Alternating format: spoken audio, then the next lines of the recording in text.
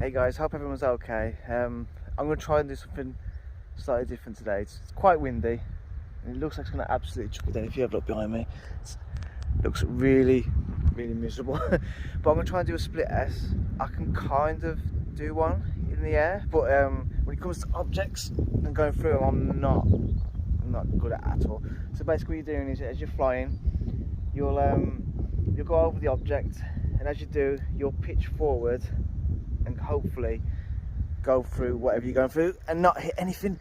That's the plan. I'm going to try it and hopefully be a short video. Hopefully I'll get in one. We'll see though.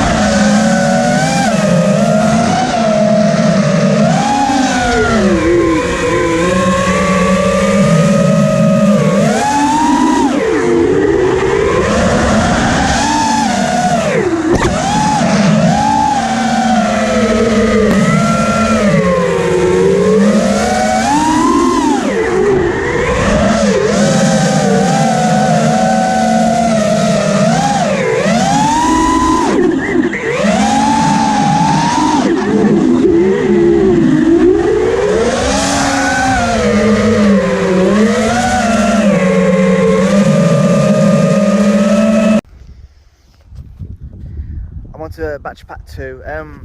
I think I've got it. I mean, you can be the judge of that when you see the footage, but I'm getting there. It's quite a bit of a, I'm making excuses now, it's quite a bit of a small gap and it is a bit windy.